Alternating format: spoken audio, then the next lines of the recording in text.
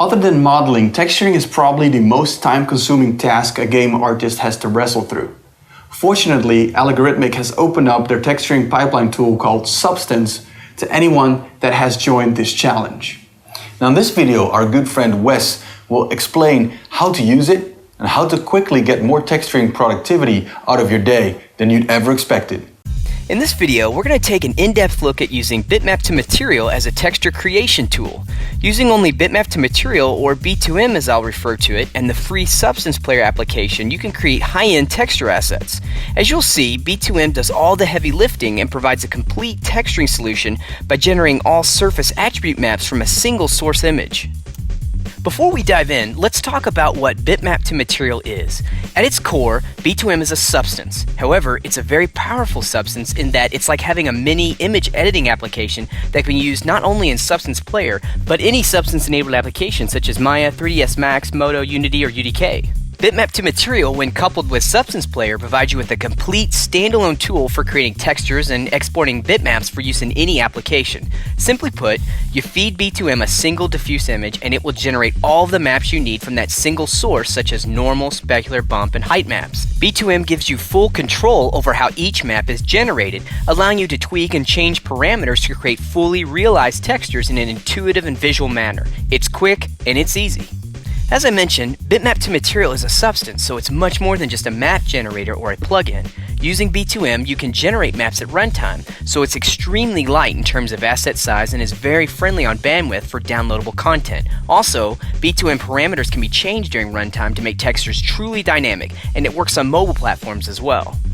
So here we are in Substance Player. Substance Player is a free application that you can download from the Allegorithmic website. Substance Player allows you to open precompiled substances and tweak their settings and then export bitmaps, or you can even export Substance presets to Substance-enabled applications. In this video, we're going to be talking about using the Bitmap To Material. So let's go ahead and open this substance. So I'm going to click the Open button.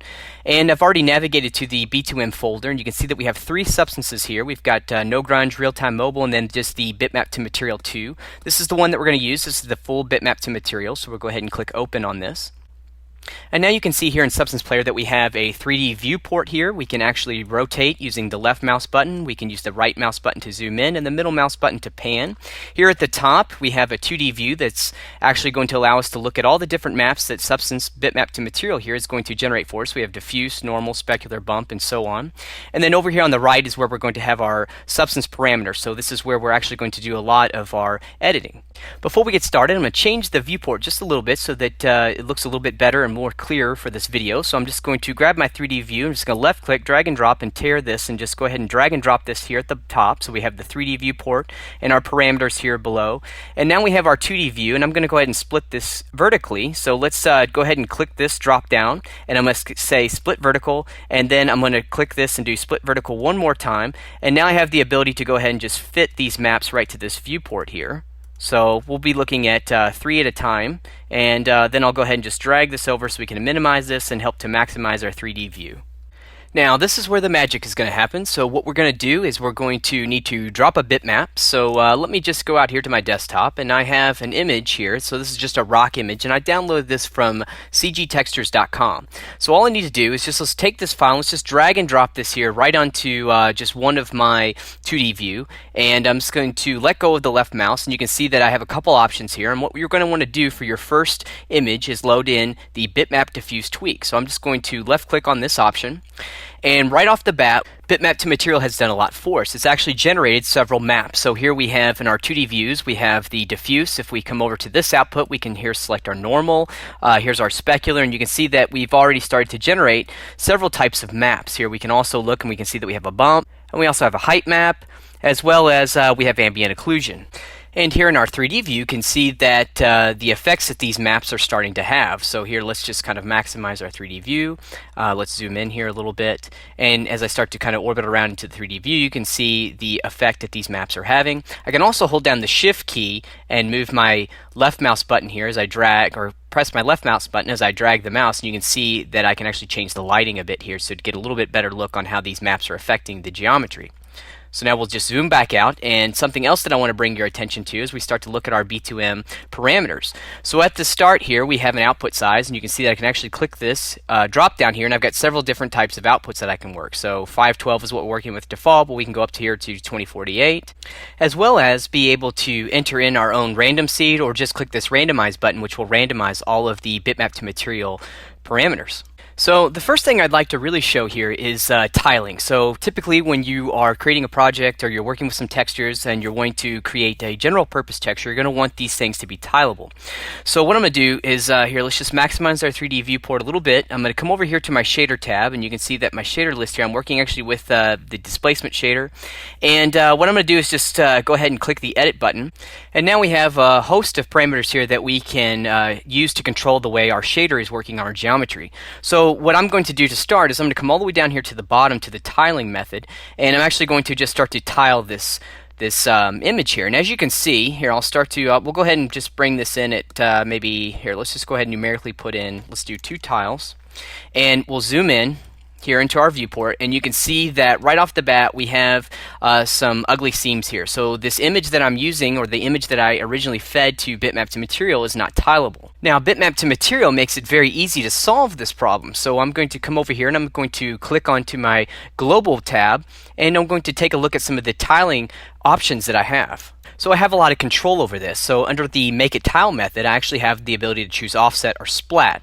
So if I choose splat, you can see that automatically Bitmap to Material has created this into a tileable texture. So we'll go ahead and just zoom in on this, and you can see that the seams have been removed. We can also change our splat angle random setting here. So again, we'll kind of zoom out just a little bit, and now I'll change the splat angle setting. As I start to change the slider, you can see that I can further randomize how I'm going to be removing these seams. And as I do this, I want you to take notice of the 2D views. So as I start to adjust any of these these Bitmap to Material parameters, you can see that not only is the diffuse texture being affected, but it's propagating throughout all of the generated textures.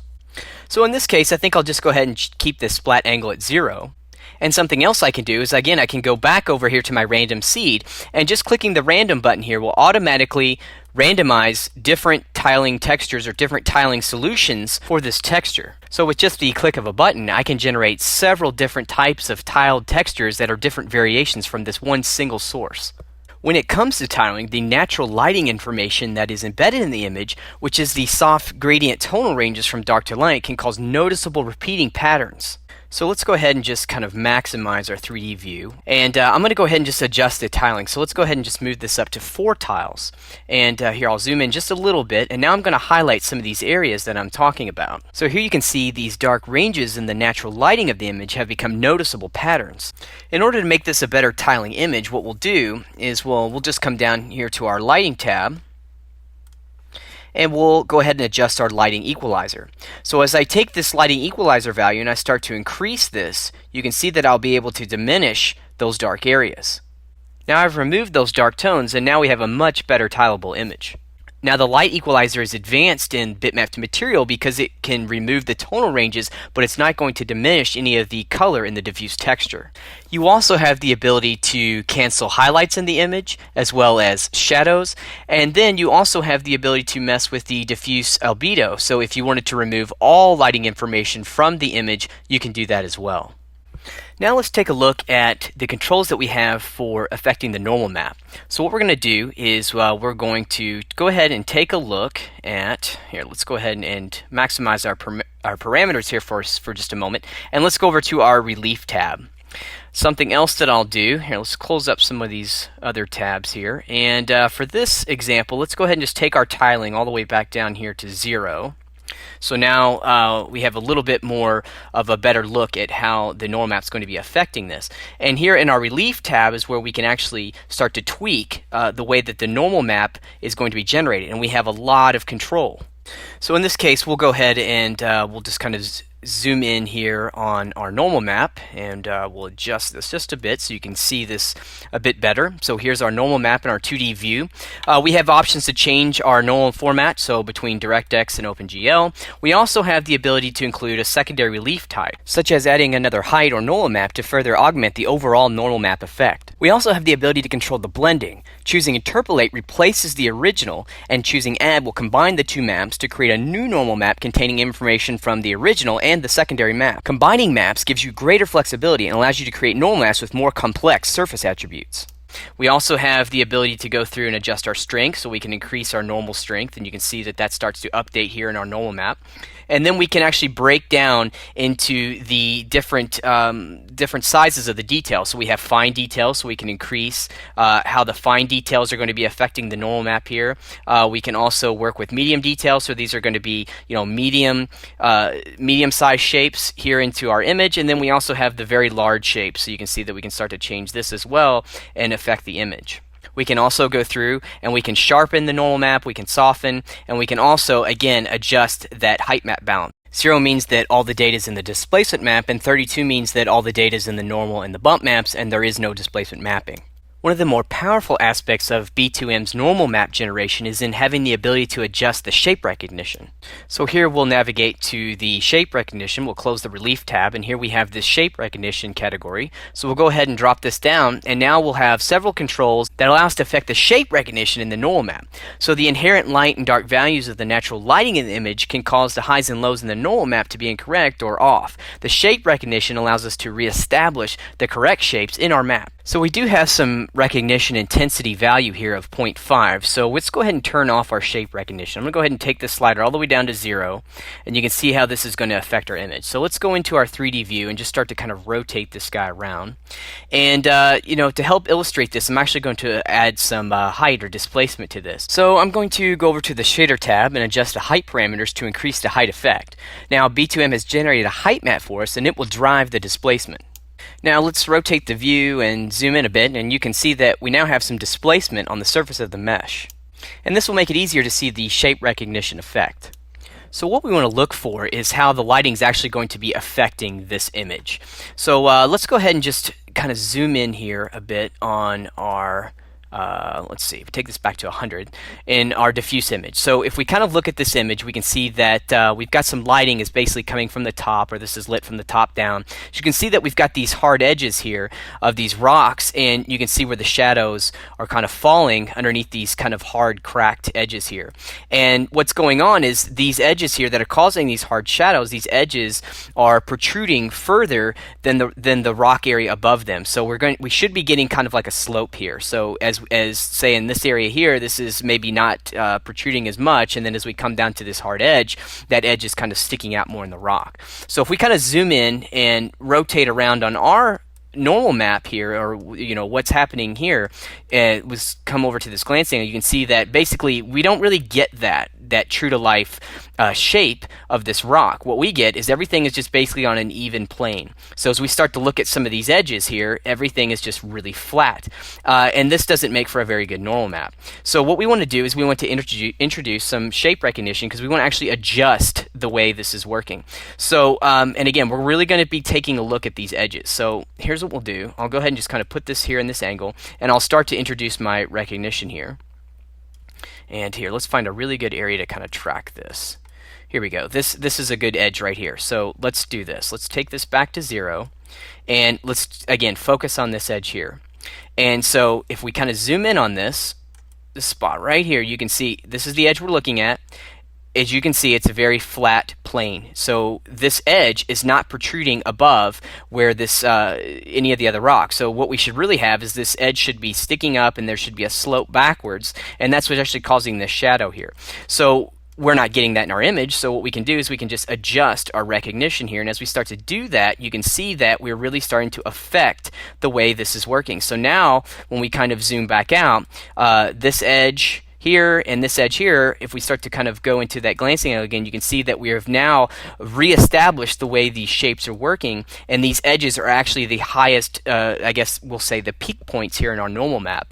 And so that gives us a much more true to life shape, and it starts to look even more like a rock surface.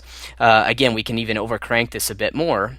And here, by doing that, you can see that again. Now we really have this peaked edge here, which according to what our diffuse or what the actual rock surface looks like, this edge here should be the highest point. And now, due to our shape recognition, it is a higher point. And now we actually get this correct slope. We can even go through, and if we wanted to, we can actually start to adjust the recognition angle if we want to further tweak that. We also have the ability to change how much of the normal height and the ambient occlusion shape recognition is being taken into consideration, or how much it's being adjusted. And by default, this is all set to 1, and that's probably what you want to do for most of the time. Your two options that you're really going to mess with is probably the recognition intensity and the recognition angle. So again, as we start to kind of pull this image back here, and we get ourselves at a nice kind of glancing angle, this normal map as well as the height map looks much more dynamic and more true to life. So again, at this glancing angle, let's say if we were to take our shape recognition all the way down, this is what we're getting. So again, everything is just right across on this flat plane, and it's not very dynamic, and it's not very true to real world or true to life. So again, as we start to increase here our shape angle, you can see that we can get a much more dynamic and much more rich normal height and displacement from this shape recognition setting. So now we'll move forward and just continue on checking out some of these parameters here. Let's go ahead and just kind of fit these 2D view back so we can kind of see what we're doing here. So we also have the ability to adjust our specular. We have controls for changing our specular diffuse influence, so we can increase or decrease that. Here we'll go ahead and switch our specular map on so we can see here, and we'll fit this guy to view a little bit better. We can also change our specular saturation, so if we want this to be more grayscale, or we can actually introduce a little bit of color into this. So here we'll just go ahead and desaturate this a bit. We can sharpen, and then we also have the ability to work with our levels control. So this works pretty much like the levels control in, say, Photoshop, where you have your level, you have your in and out, and then you also you're able to adjust your low, mid, and high points, and your low and high points of your levels out control. So next we'll check out our ambient occlusion. And we'll take a look at the ambient occlusion map. And what we can do, this is a pretty nice feature, is we can actually add ambient occlusion over top of this diffuse. So here we have AO multiply. If I start to adjust this slider, I can start to introduce ambient occlusion into this, and that provides us with a lot more depth, especially in all the nooks and crannies of the image here. We have the ability to adjust our spread, our strength, our light strength, and our distance. We also have the ability to adjust our light angle, and then as the same with the specular, we do have the ability to adjust the levels here. So we've got some more image editing controls of this as well. So if we want to adjust, say, our level min and max, if we want to kind of increase the contrast of that map, you can do so. And you can see that the 2D view is updating. So it's very nice that we can actually just go ahead and multiply that diffuse right over top, or excuse me, that ambient occlusion right over top of our diffuse texture. One of my favorite features inside of B2M is the ability to add grunge or dirt detail over top of your textures. So what we'll do now is we'll take a look at our grunge tab. And for this, I'm going to go ahead and just focus in here on our diffuse. So let's go ahead and just bring this guy up to about 100%. And let's take a look at these different grunge map inputs we have. So what we can do is we can add some dirt or a grunge map. We can actually multiply or blend that over top of our diffuse texture. And we have this grunge input setting, so we have several different map types. So we'll go ahead and take this grunge diffuse blend mode, and we'll set this to normal, and then we're going to go ahead and take our grunge diffuse opacity, and we're going to bring this all the way up. And so what that's going to do, and again, if we take a look, let's go ahead and just make sure that we kind of maximize this diffuse. You can see that this is the actual grunge map that we're taking a look at, but it's also being multiplied over top of the texture itself here. And so, well, at least the specular and the height information is being multiplied over top. We're actually overriding the diffuse by setting the blending mode to normal. And so we've got by default, or what comes with B2M, is we actually have about, let's see here, we have 15 of these pre-built textures. And we also have the ability for a user image. So if you would like, if you have a grunge library or something that you want to use, you can actually set this to user image. And then you can come down to this area here where it says bitmap grunge optional, and you can actually place your own image into that, and that will be used instead of the defaults. But if we kind of go through these guys and take a look at what we have here, so we've got several different types here. So as we kind of just take a look at what we have, as we kind of just zip through these guys, you can see there's a lot of just built-in textures. I really like number 7 and 8. I use those guys a lot. But it's really nice that we can actually have these built in. And so what we'll do in this case is we'll go ahead and take our grunge diffuse blend mode and we'll set this back to multiply. And by doing that, you can see that, well, we're multiplying some diffuse dirt right over top of our entire material. And we'll change our grunge diffuse opacity. Let's go ahead and just drop this back so we don't have such an intense effect. But with just a few options here that we've tweaked, you can see that we've gone through and we've taken our texture here from looking like this. So we've got this nice clean version here, but then what we've done is we've actually gone through and we can go ahead and introduce some dirt and some wear and some weathering basically over top of this image. And this actually, which is actually really nice, is this is also working through tiling too. So again, as we start to tile this, you can see that the grunge map is tiling as well over top of this image. So it's a really nice way to kind of get that fresh CG look off of your textures and add in some dirt and wear onto that. So here we'll bring this tiling back. Now we have several settings here. We've got the ability to have a blend mode for the grunge diffuse. We also have a grunge specular opacity. So if we start to increase this, the grunge will also start to appear into our specular map. And then we also, let's take a look at that here. Let's go ahead and bring up our specular map here.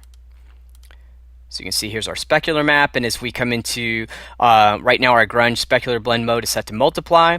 If we start to increase this value here, you can see that the grunge setting is actually going to, or the dirt that's over top is going to start to affect our specular as it would. So it's very nice that we actually have this control to propagate through to our different map types. Then as we scroll down, we can do the same thing with the height map. And then something else that we have that's very interesting is in the way that we can affect the grunge adaptive shape and its shadows in the diffuse and its shadows light distance. So let's take a look at the adaptive shape. So let's just go ahead and kind of maximize here our diffuse again, and so we can get a better idea of what's going on here. Let's take this grunge diffuse blend mode and let's go ahead and set this to normal. So now we're looking at that grunge map here, and we might want to go ahead and change this to a different map so we can really see what we're doing here.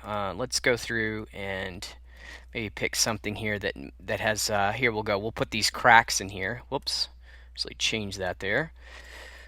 Here, let's go ahead and just get ourselves back to those cracks. There we go, that'll be a good map there. And so what we're going to do is we're going to be able to adjust this grunge adaptive shape. So we're going to be able to take the grunge map, instead of just having it to where it's just going to multiply, or just a flat blend mode right over top of the diffuse, we can actually have it take on the shape of what this texture is. So again, if we start to go through and adjust this setting here, you can see that here, and we'll zoom in on an area here. We can really see this take place. Let's go back up to maybe 200%. And we'll take a look at kind of this rock area here. So as we start to kind of pull this out, you can see that the cracks here that are part of this grunge map, they'll start to kind of shape themselves around those rock areas. And so it's a really nice effect, and it helps to take away that kind of stamped look, or that, hey, I just took this grunge map and just multiplied it right over top of something else. It's actually conforming to the shape, to the underlying shape of the image. So we'll just go ahead and set this back here to, we'll put this on multiply, and we'll go ahead and change our grunge map. Let's go ahead and just put this back to 8. It's kind of a favorite of mine. And we'll go ahead and just go fit this guy to view. And now we have a really nice set of textures that we can export and use in any of our applications. As you can see, using only Bitmap to Material and Substance Player, we have a complete texturing solution. We can now export these textures, so I can come over here to the Export as Bitmap, and I have the ability to batch export all of these maps. I could even export any animated parameters that we have here into an image sequence. However, with Bitmap to Material, that's only half the story. You can actually use Bitmap to Material in any substance-enabled application. So in this case, let's take a look at an example in Unity. So here we are in Unity, and I have this very small level scene. And this level here, if we come over to the textures, I started with a texture sheet. Now this was created just in another application such as Photoshop. And this was basically an original asset, so it's something that I already had made.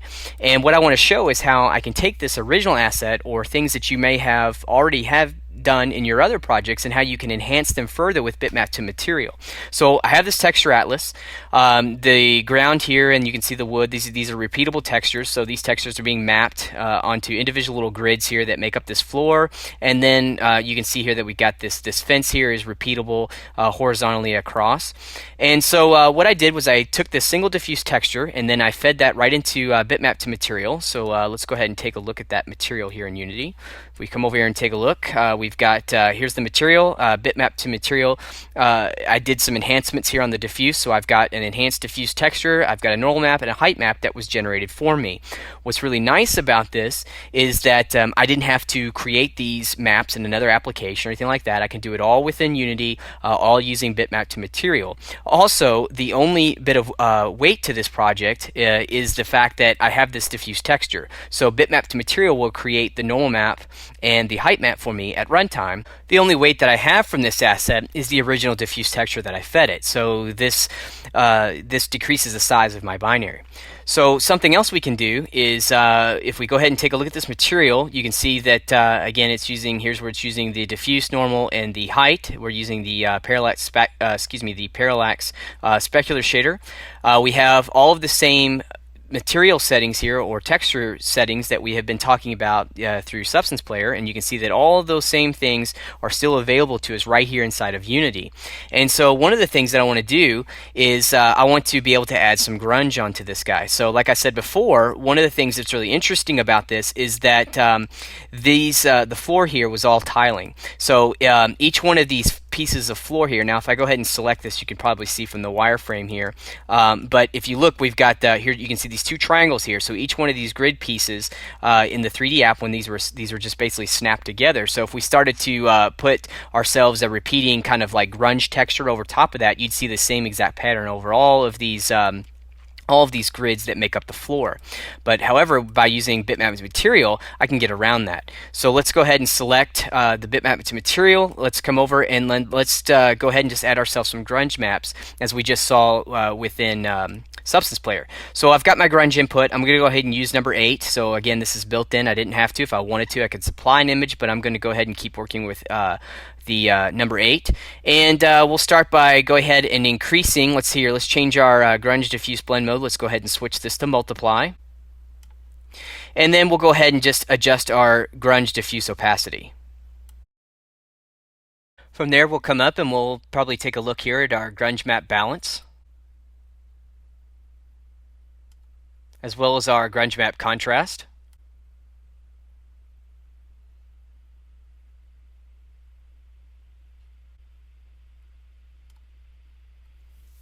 Then I'll probably go ahead and just back down that opacity here for our diffuse again. With those adjustments, we now have a nice grunge map showing up over top of our scene, and it really kind of breaks up that surface. And again, like I told you before, we had that repeating texture going across our floor, and Bitmap to Material takes care of that very well, and so we don't actually see any seams or anything like that. We've got some nice dirt just placed right in over top of this scene. Bitmap to Material is a powerful solution. Its artistic and technical merits are second to none. It has use from quick texture generation workflows, and armed with Substance Player, you have a full texturing toolset all the way to full integration in your runtime environment. No matter what your project requires, Bitmap to Material has you covered. For more information on Substance products, be sure to check Allegorithmic.com.